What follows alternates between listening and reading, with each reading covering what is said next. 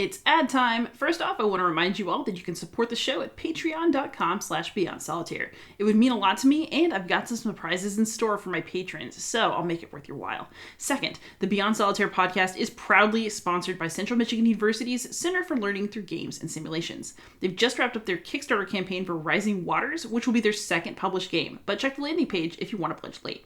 You should also have a look at their site for information about their certificate in applied game design, which features upcoming classes from Eloy Santa, Lamar Smith, and in a few months, yours truly. For now, though, let's get on with the show. Hey, gamers, this is Liz Davidson from Beyond Solitaire, and I am here on the pod with my special guest this week, Beth LaPensée. She is narrative director at Twin Suns. How you doing, Beth? Good. How you doing? I'm so excited that you're on here. So we've got a whole journey of yours to talk about, beginning in academia, but ending with a dramatic escape and a life in game design. I made it. You can make it too. So I want to go all the way back to your roots first, because I feel like this is such a cool thing to discover about you, which is that you wrote your dissertation about what it felt like to play a game that had emotional benefits for you. So can we start there with maybe just a rundown? Yeah, sure. So during my dissertation, really the work was going to look at storytelling techniques and how storytelling techniques could be applied to game experiences. And what emerged out of that was a game called Survivance, which is adapted from Gerald Visner's term survivance.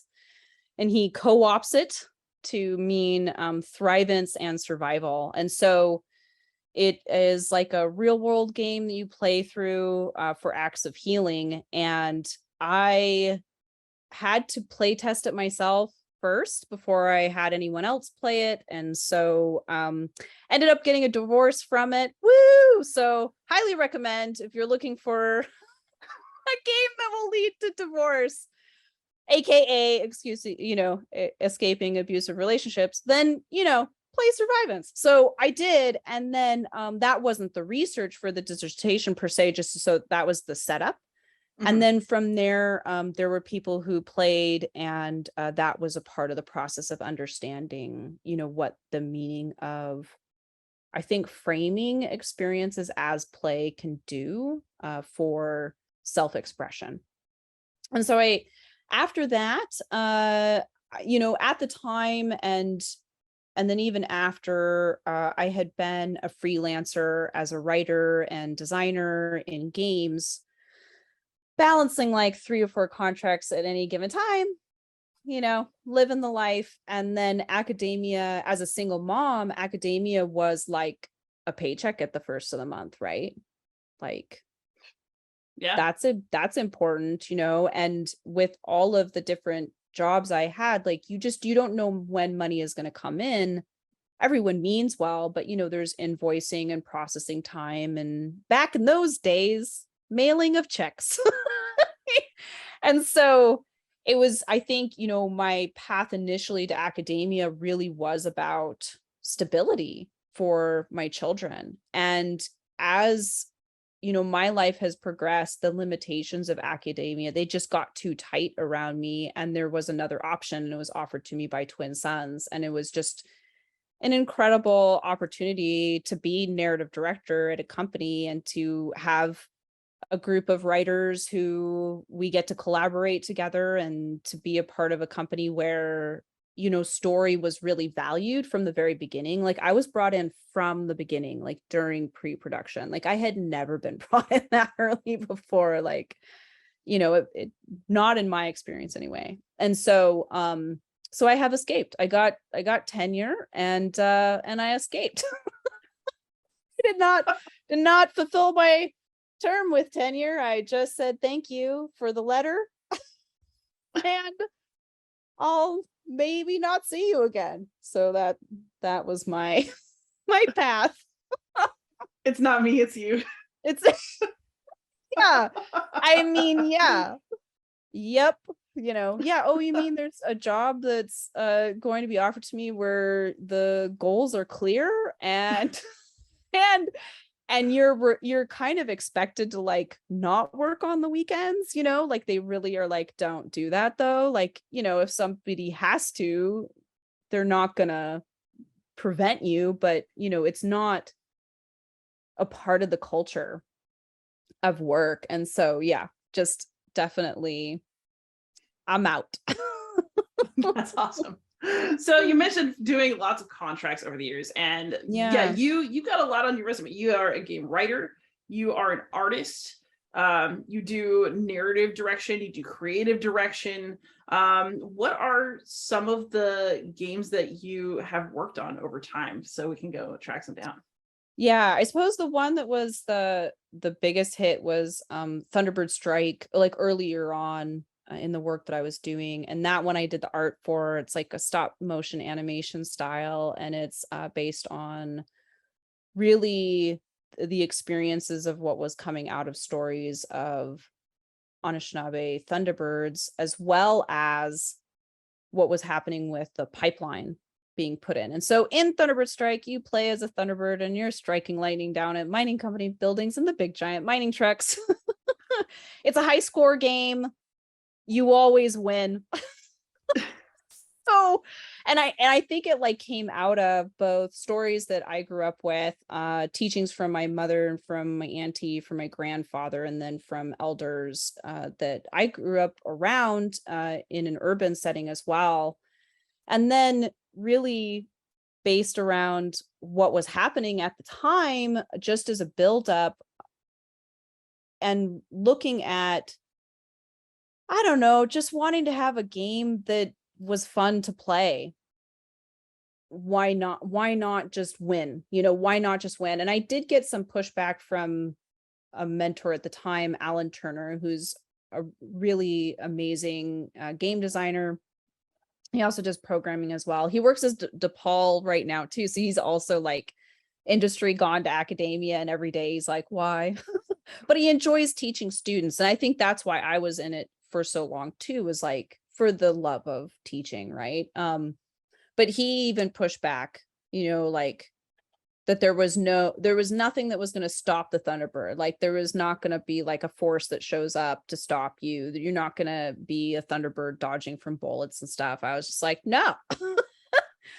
The Thunderbirds always win. So that's the situation. So that was a fun one. And then sort of more recently, I would say When Rivers Were Trails, I was creative director for, and that included over 30 writers across the team. So it was like a massive undertaking of self-expression, really, because they were all character-based, or perhaps they were writing about plants in there as well that you find. So things that you find along the way and the environments. And so that was a really incredible experience working on that, just because of the breadth of it. And so from just seeing a merge between like interactive storytelling and games, that's the one to me that stands out, because of really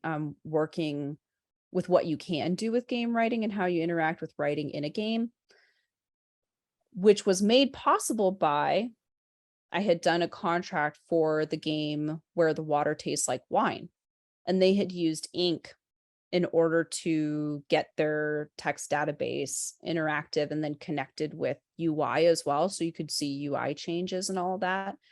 And the way we were able to do what we did on When Rivers Were Trails was we were gifted the code to make it possible. And so that was a really incredible experience for me to see, like, not a sense of competition, but like an uplifting of this style of game design where it's predominantly text-based. It's not quite a visual novel. It has some game elements, like you do manage resources in it. You have to manage your life. You can die in the game, and so finding that kind of position between a form of interactive writing and also game was a really cool process. Awesome. I actually did want to ask about When Rivers Were Trails. Yeah. So basically, when I see it described, it kind of comes across as an indigenous response to Oregon Trail. Yeah. Is that Not about right? wrong. Not wrong at all. I like totally grew up playing Oregon Trail, totally was like, commenting as a kid on like, well, this is messed up, like these representations are really messed up. And, the thing about Oregon Trail is that Native people exist only in relation to the settlers. And so it's this constant, back and forth of like, oh, now they're Native people here for trading, and now they're here to guide us, or they're here to attack us. But it's always in relation to the settler worldview. And that's what I grew up with in schools. And it's still taught now, which is kind of funny because we made our game, and it was collectively an indigenous development process. It was funded by the Indian Land Tenure Foundation. It was meant to be educational. It was meant to be put in schools. I was the one who made the connection with the spin on Oregon Trail, but we were all aligned. So Nicholas Emmons was the co-creative director and really led the way from production standpoint on it. And so he was like all for going in that direction. And I was really grateful to be given that creative space to like meet the needs, which was an educational game about land allotment in the 1800s, which is like, okay, what do we do now? And it became a game, a traveling game about Indigenous experiences all along the way, as told by people from those communities that they're writing about predominantly, or they are people who are Indigenous who are living in those communities and have been for a while and have connections to community members and elders in ways where they could, thoughtfully write those experiences. And so, yeah, definitely it is a response to Oregon Trail. There's even dysentery jokes in there. Like it's there, like it's in there for sure. And then of course, classically, like we released the game and like schools were playing it, and it's like really awesome because Oregon Trail, they have had some new iterations, but nothing that was like as accessible on the level of what we had done, which is like, hey, you can get it on Google Chrome, that kind of thing, right? And so ironically, they ended up making a new version of Oregon Trail where they did address the Native representations, and in fact actually included David Lewis, who is a writer in When Rivers Were Trails. And so they like got a writer from When Rivers Were Trails and then updated Oregon Trail, and now that's predominantly in schools again because like I'm sure teachers are very busy, and it's going to be like it's an access issue, like, and the company backing Oregon Trail has the resources to get the game out there in a way that we just I don't have, and that the Indian Land Tenure Foundation doesn't have. So there was this gap we were filling, and now Oregon Trail is kind of back to being in there. But we also then have like contingents of teachers who are aware of the differences between the experiences and specifically will point that out. They might have students play both games, or they might have them play just the one and make a choice about it and have them just play When Rivers Were Trails. So it goes. World of game development. Man, if I taught American history, I would be playing with my students. Right. So I have a question, and I always ask this of people who make games in educational contexts, because I always think the answer is interesting, which is, how do you balance between compelling gameplay and getting an educational point across? Sometimes you don't. Then what do you choose? Yeah, I think my tendency is, I think because in the games that I have made the art in, they tend to be very abstract. And so there isn't quite a way to pin it in the same way that there might be in like a purely educational game, right? In some of the other games, like in When Rivers Were Trails, The heart of that game is really the personal experiences and the stories you remember. And so I think then you have to change what you expect your measured outcomes to be, right? So with that game, the wrong way to go would be to have students play the game and then test them on what years they remembered or what states they remembered having what treaty rights and what exactly happened location wise or date wise. But if you were to ask questions like, what was the impact of land allotment on Indigenous communities? Then students are able to respond with, like, really thoughtful, heartfelt responses about seeing the impacts of various kinds, displacement and all this. And they're able to talk about displacement, right?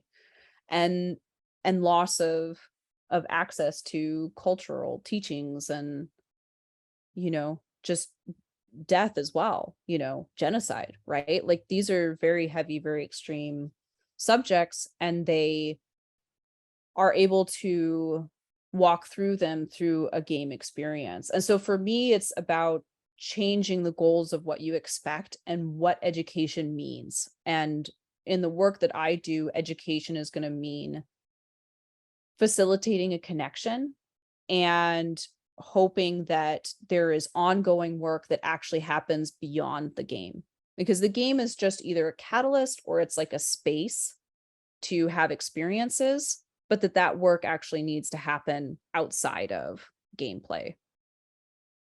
Ew, I really think this is good. I'm going to circle back, but I feel like this is Yeah. a good moment to ask. I was absolutely looking at your Wikipedia page before this interview. And one of the ways that you're described is that you create games that express Indigenous ways of knowing. Mm. Are those your words or are they someone else's words? And how would you unpack them for people who don't necessarily know what that means? Right. Yeah, it could have been someone else. It sounds like something also that resonates with the work that I do, because and what's important here is to differentiate that there are many different communities, tribes, nations, right? And that ways of knowing will vary. And so ultimately what it comes down to is self-expression, community expression, communicating with elders and community members, right? And so, for me, for example, in the game Honor Water, which is an Anishinaabe singing game, it's actually in Anishinaabe, the language. That game, very often the work that I do, it's not that I sit down and go, I have an idea and this is a thing I'm going to do. It generally has been, other than Thunderbird Strike. I think Thunderbird Strike was a place where I was like, this is the moment for this, right? And it just had to come out. With the other games, it's been that either elders or community members have come to me and they have an idea, and my part is helping make it happen and helping with the design aspect of it to understand what platform could it even be on, what kind of interactions can you have, like what's the experience. And so Honor Water really does not have, like, some people wouldn't consider it game like because it doesn't have a win or lose condition. It's effectively a sing along that you can pause at any point. But for me, what makes it a game is that you enter like a play experience.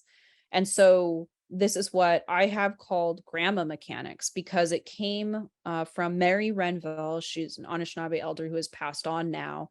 She had recordings of songs on her phone, and her phone got wet and she lost her phone, and with it all the songs were gone because they had just been individual recordings she had taken along the way at different gatherings or where I was and other places, right? And so she asked me if there could be something, like, she was like, a game, you make games, can there be a game where I can see the language, I can understand the language, I can take my time with the language, and also I hear it and I can do it on my own, or I can do it with a group and have those experiences and, work on remembering these songs.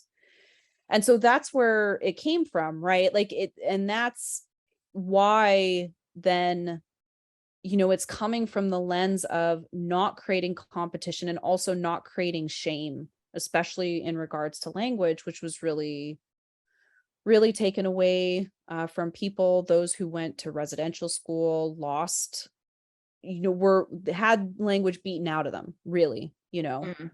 and so the trauma that is there with knowing or not knowing your own language is something to be very aware of when designing a game like this. And so there couldn't be this sort of like, we're going to score you, we're going to like blare at you when you're wrong or whatever. And so it was very purposeful that the game doesn't actually read your own voice. There is no input other than touch, like, because it's a touchscreen experience.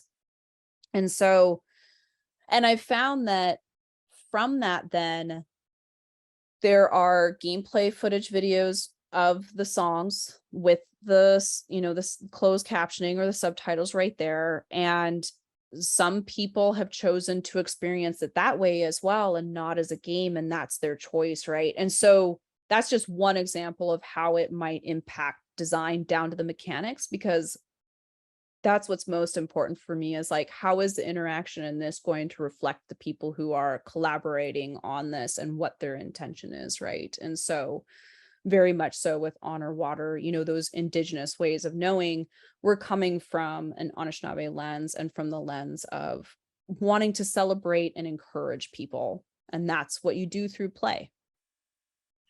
I really love this point. As an educator, I think about this all the time. Like when I play games with my students, I have to be careful about what games I play, because, I often introduce games that, even if there is winning and losing, have a high luck component, which gamers hate a lot of the time. But my students need it, because otherwise the same kid's going to win every time. Interesting. Yeah. And I'm really interested in this idea of games without a lose condition, games where you always win. You mentioned that you received some pushback about that. What kinds of pushback have you received? And then also, what results have you seen in the wild that prove you right?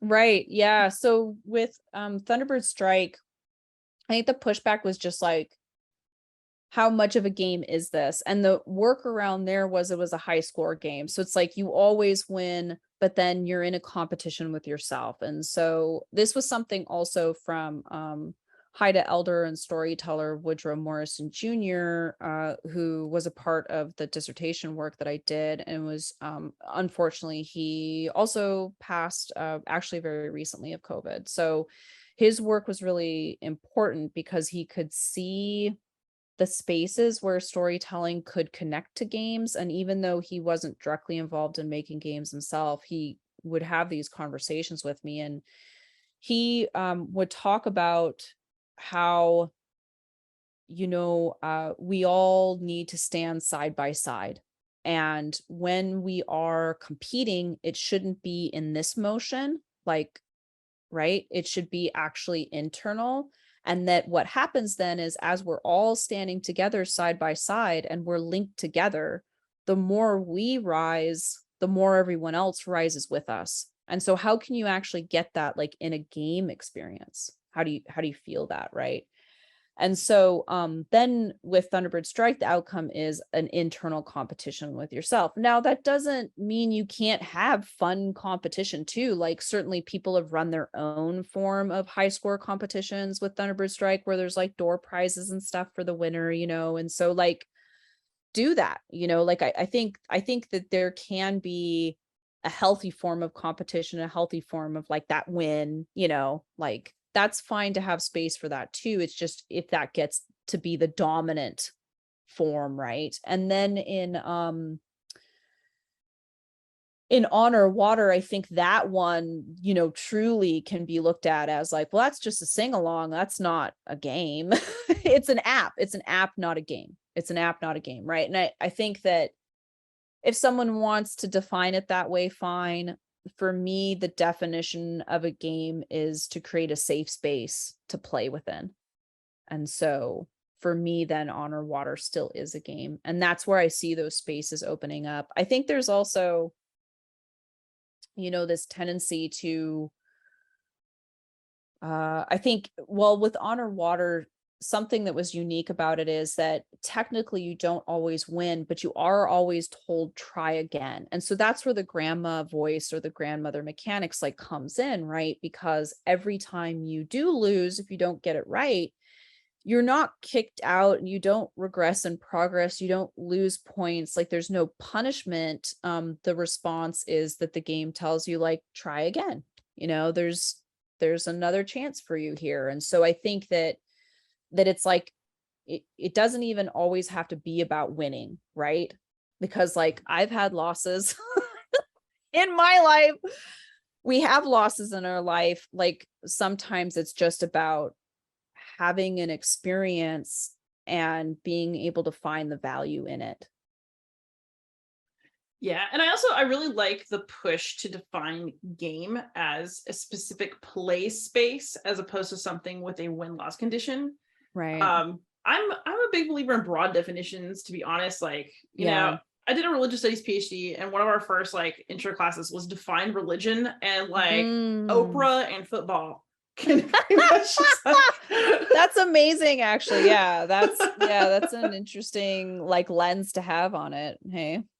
Yeah, like I mean, I don't know if she's still department chair, but the department chair, last time I checked, wrote a really awesome book about like Oprah and the religious experience, basically.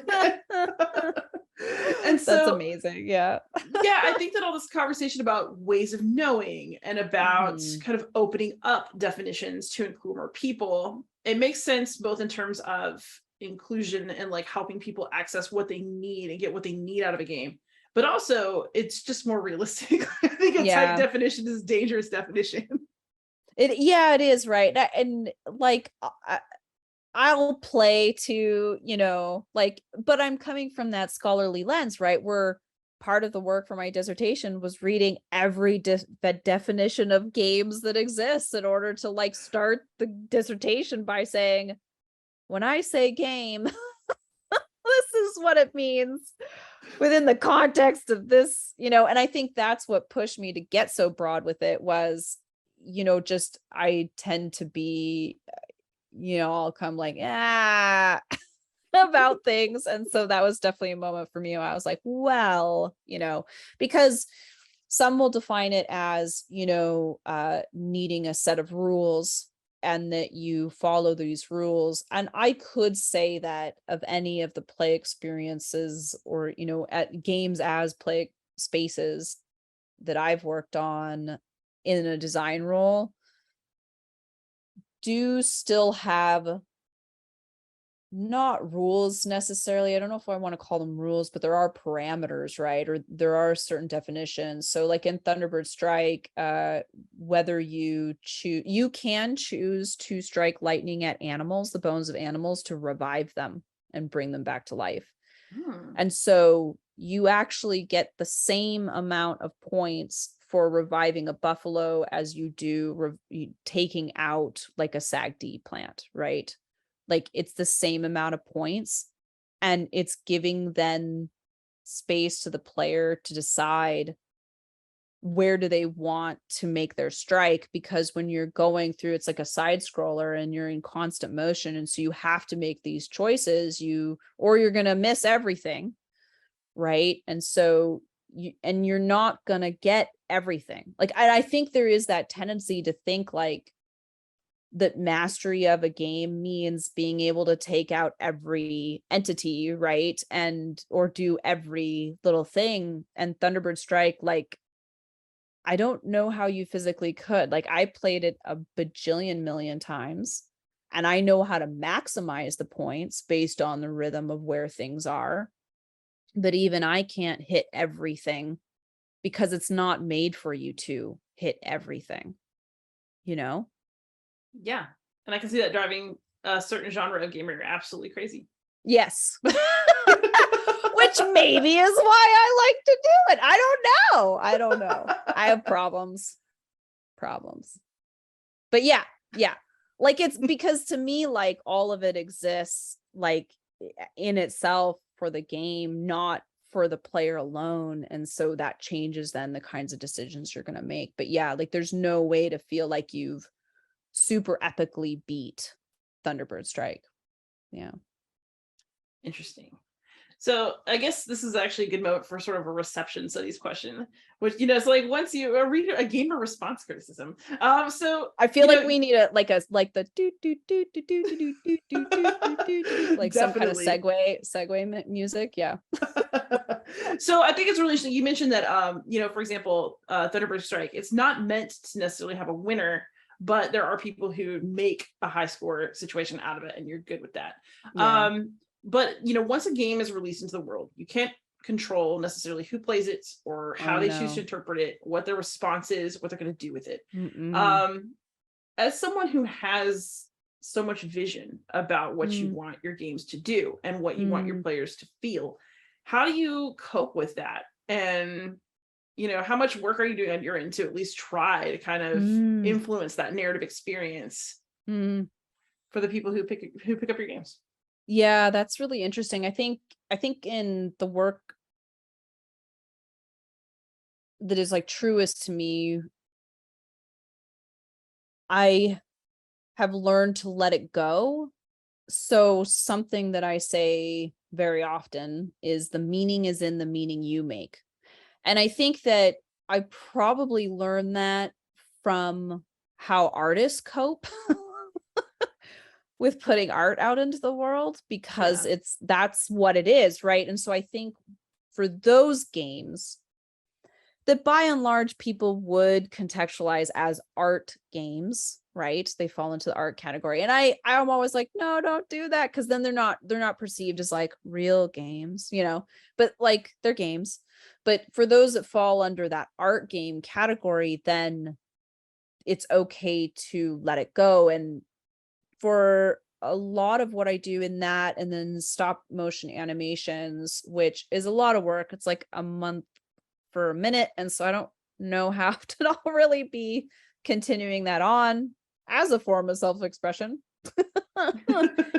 Those ones, you know, there are parts of it that only certain people are going to understand in the way that I am communicating with them. And for me, that's okay, because it's about the imprint. It's not, doesn't have to be like about the interpretation. Now, having said this, I've never worked on a game that I would feel like could go super awry, right? Except like, I think there's ones that I have written for, but not had a say in the design, right? And so with Weird West comes to mind, because you can play as a native character in that game as someone who is Anishinaabe. You also end up playing like a bounty hunter and a werewolf. You know, like there's experiences that happen there. And so in that game, that was scary because it's procedural and players can do whatever in there technically, and you can kill your own posse members, or you can turn evil, you know, like you have that option. And that was a struggle for me. Although I would say that something that the team did for me, which I appreciate, is it's pretty incredibly hard as the native player character to go on that route. Like you have to be a player who either you're reading about it and you're doing research and you want to do it because you know and you're reading how to do it, or you're someone who is chosen to try to do it and you want to be the cutting edge person that's telling everyone else how to do it.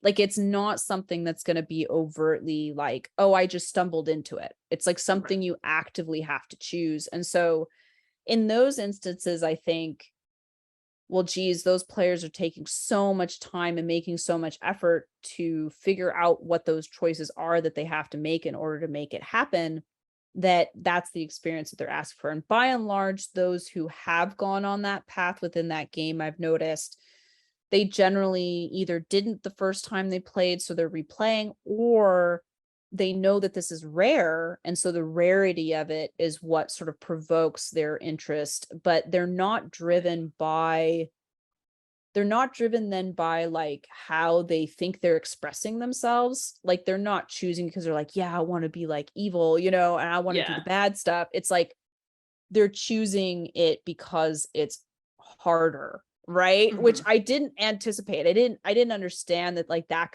making something like super duper hard would then be like a lure for certain types of players who are like, oh, like that's harder to get, so I want to attain that experience. So that was interesting to see unfold with that one.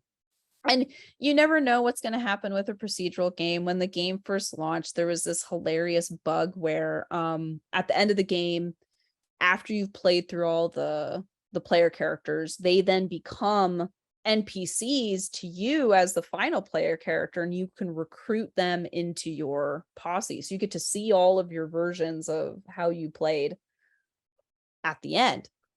And there was a bug where friendly fire was registered by the native character. He wasn't injured, but just the fact that you had shot at him, he'd be like, yeah, well, screw you.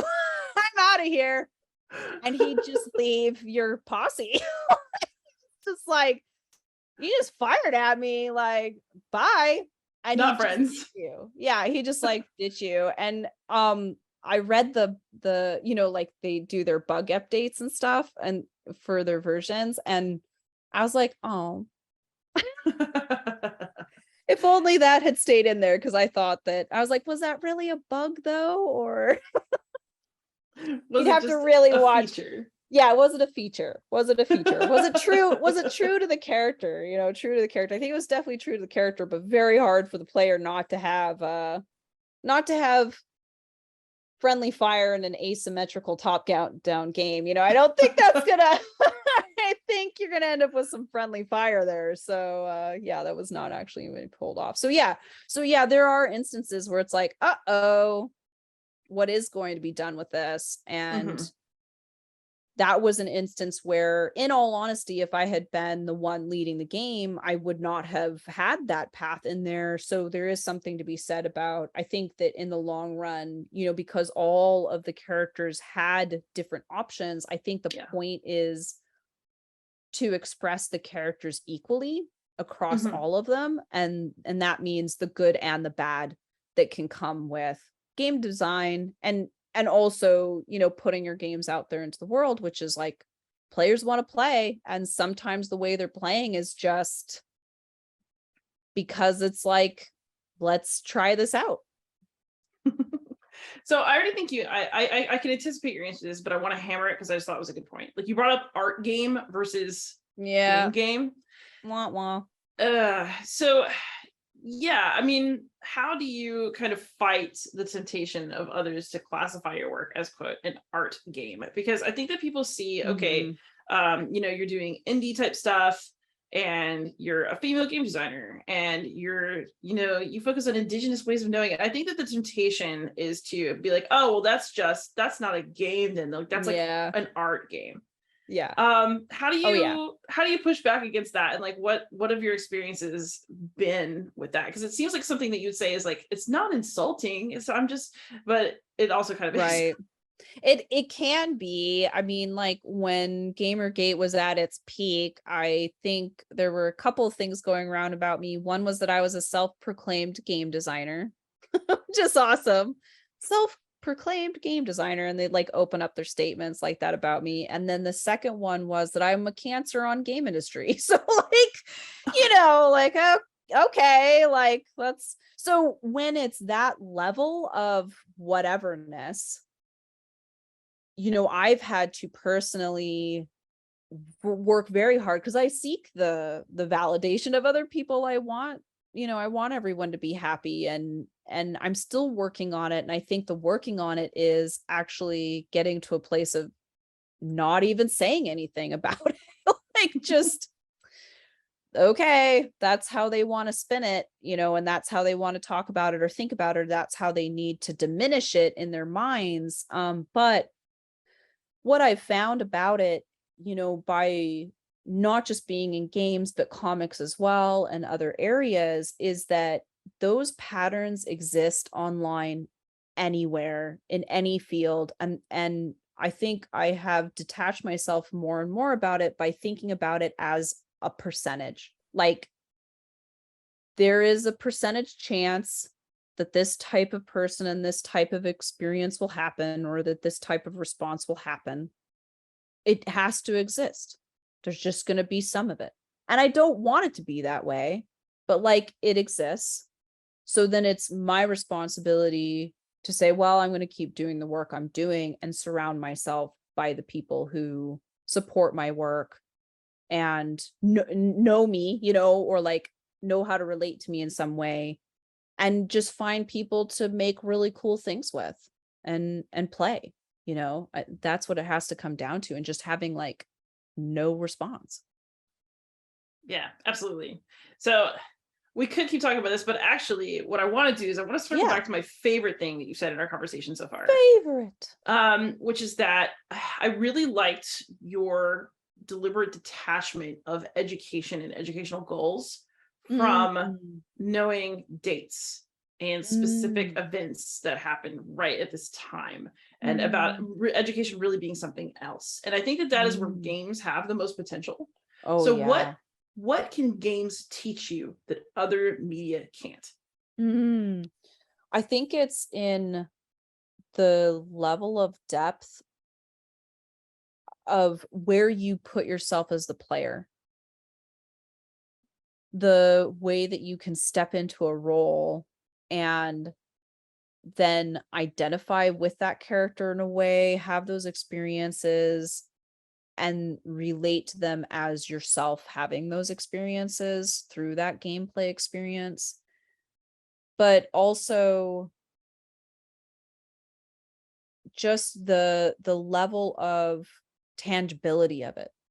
There's something about it that then makes that experience felt and in the moment. And that happens with good game design. I mean, I think that's the thing, is like, it's a testament to game industry that it is where it is, and it is where it is because there's a refinement around player experience, and those kinds of things you don't just get there. It's done through play testing and iteration and just constantly working on it and refining it to get it as good as you can before it releases, and then it has bugs, and then then you have to like deal with that. But for me, the takeaway is,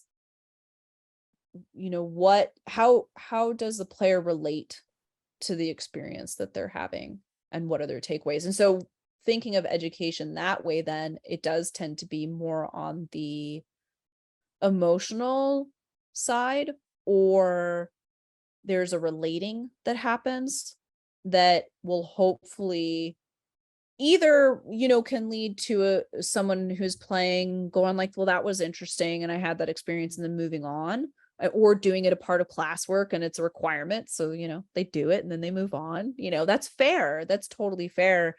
And then there might be like a handful of people who really get into it, and really, like, I think with the work I do, largely why I started was because when I was much younger, I was asked by the Bruno family, so community members in the Portland in urban indigenous community, to run game development workshops for youth there, both for their children as well as just like more broadly. And so I started doing that when I was just making mods.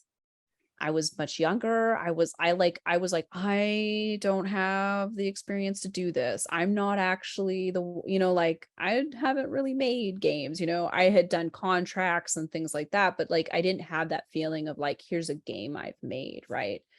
And so it was largely because of seeking out that experience in order to pass that on through education that I ended up creating all of these other games and doing experiments and just kind of playing, just so that I knew what I was talking about and hadn't just like read about it. Right.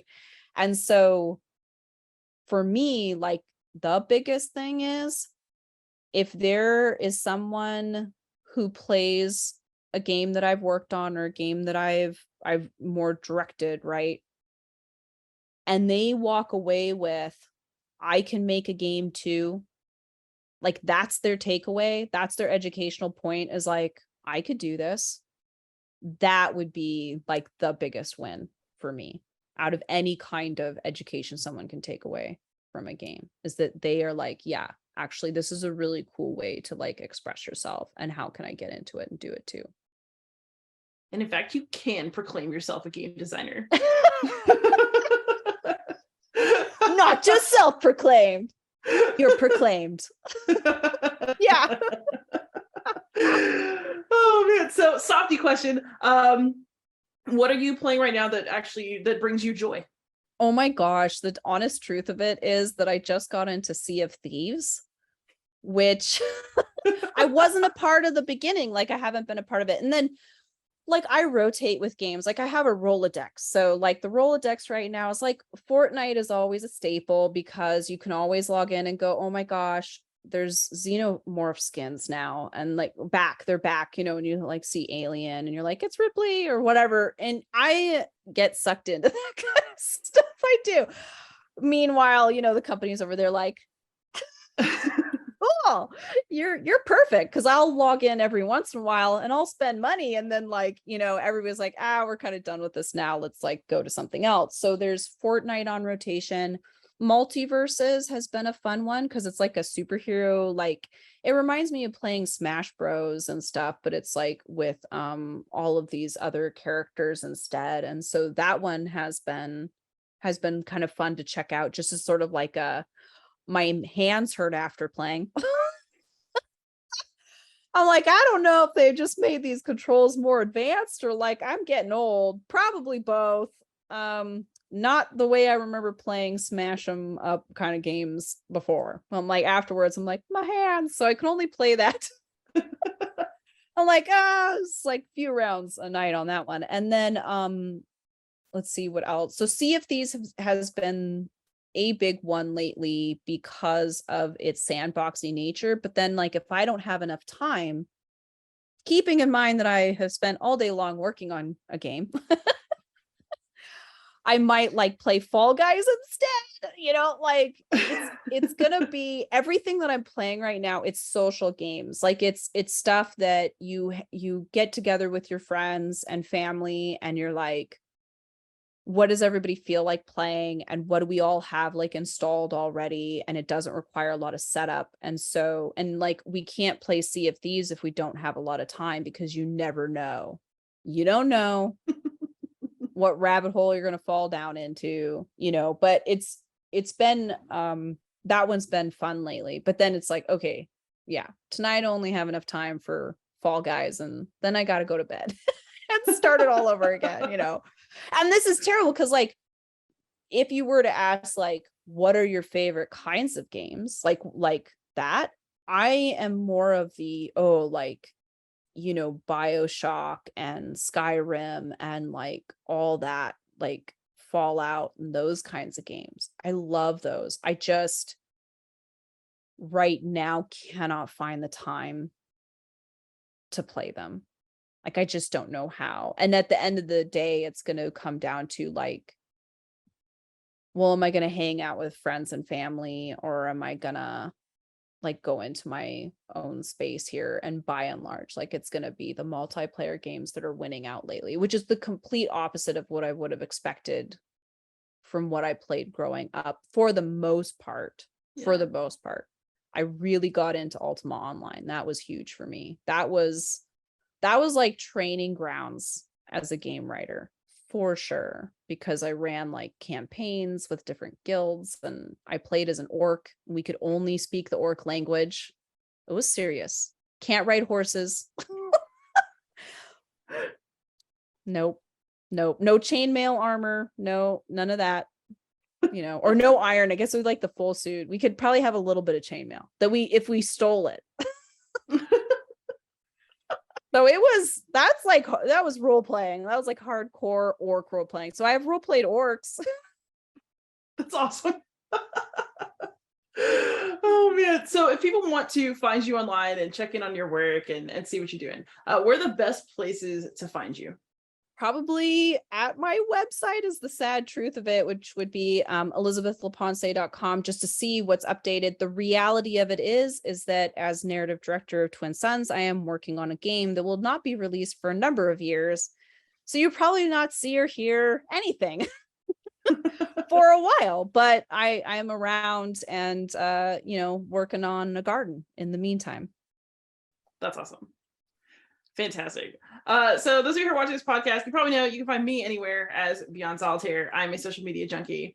So feel free to come to me with questions, comments, and I guess I will relay them. Yeah, exactly. I mean, you could find my email address through my website. You could do that. You can totally contact me there. Yeah.